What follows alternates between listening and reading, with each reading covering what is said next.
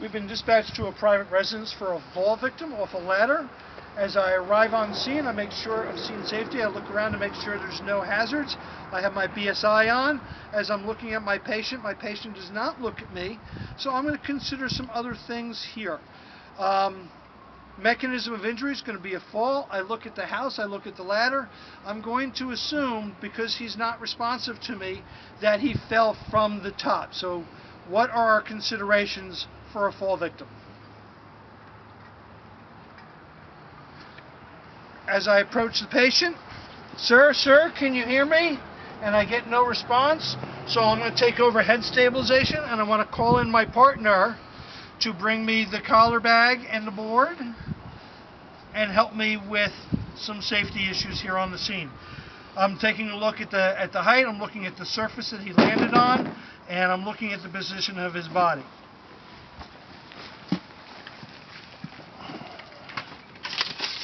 While my partner adjusts the ladder, I can take a look just to see, do I see chest rise and fall while I'm waiting for him to take over. Thank you, Ian. So now I'm going to open up the airway. I'm going to check for patency. I'm going to check to see if I need to do something to secure this airway and maintain it. I also want to update my dispatch, request additional resources. Jackson Control from 425.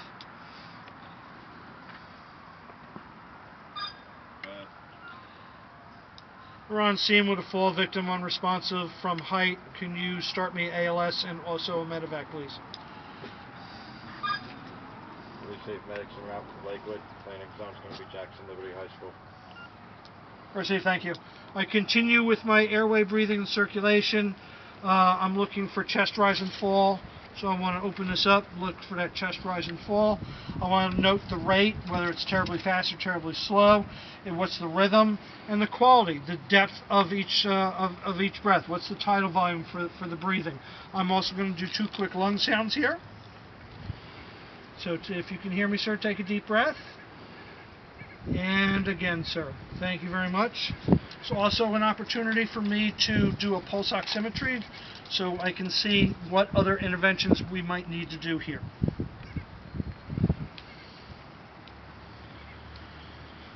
Checking for circulation. Because he's unresponsive, I would check the pulse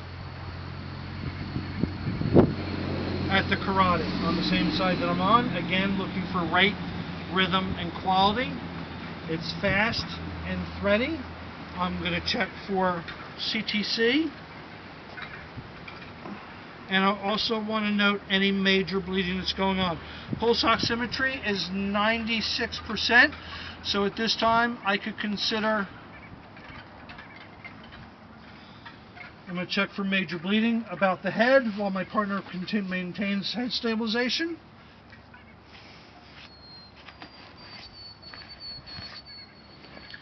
I'm checking my hands each time I go underneath to see if I come up with any blood. I do not notice a large pool of blood. I notice the leg's turned in, so I'm being cautious with this leg.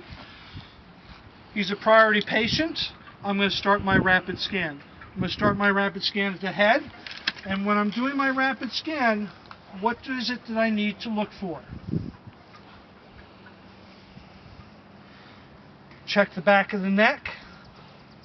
Check the front. I'm looking for stoma. I'm looking to maintain that airway. I'm looking for tracheal deviation. I'm looking for jugular vein distension. And I'm also checking for subcutaneous emphysema. Subcutaneous emphysema might tell me, once I'm done with that, I'm going to check each clavicle with one hand. I'm going to check the shoulders.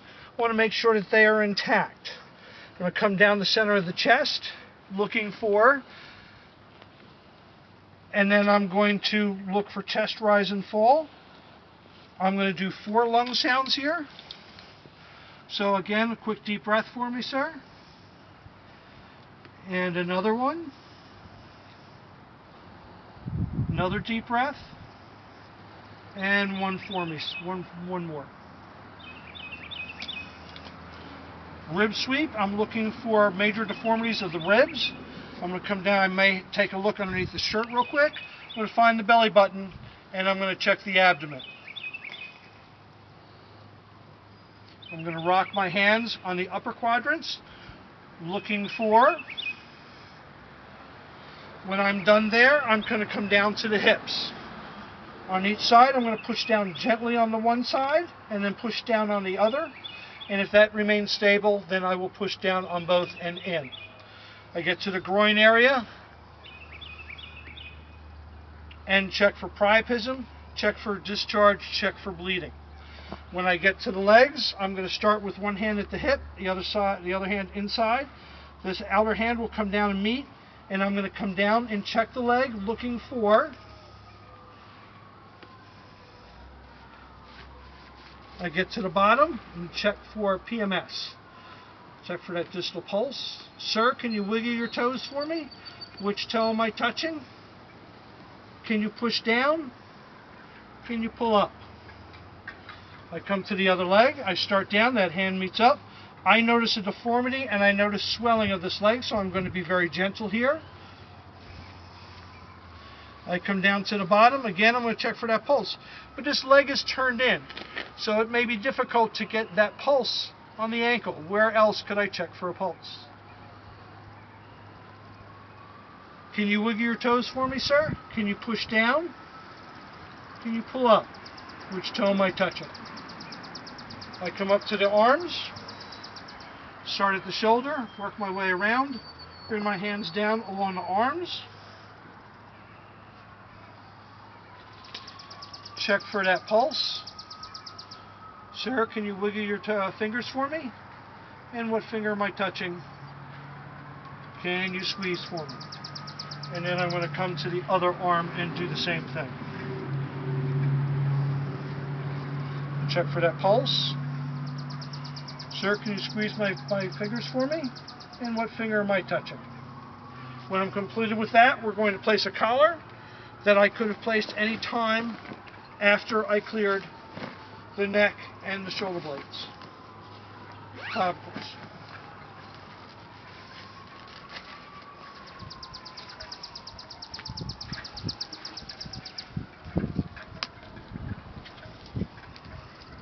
What other considerations should I be thinking about at this point?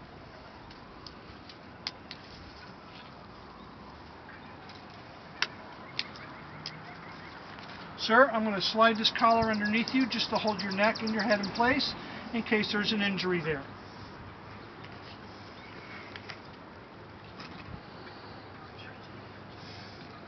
Now we're going to prepare the patient to be put onto the backboard. I'm going to slide that in place. My partner Ian's going to count. He's in charge of log rolling this patient. On whenever you're ready, Ian. 1, 2, 3. Log roll the patient.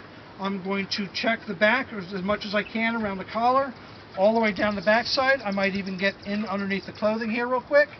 Check the spine. Do a rib sweep on the backside. Check for incontinence. Check for bleeding. Check the back of the legs. Pull the backboard over.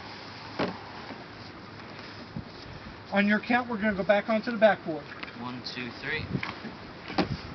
So he only got halfway on the board, so Ian, we're going to slide him down. We're going to slide down and over, and then back up on your count.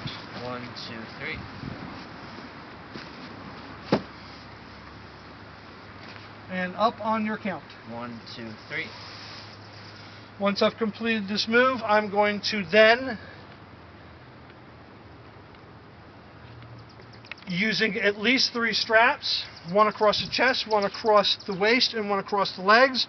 I also would consider taking a strap over the shoulder to this side and over the shoulder to this side to better secure him on the board. I'm going to update my medic's location and the status of my medevac. And before I leave the scene, I want to try and get a sample history.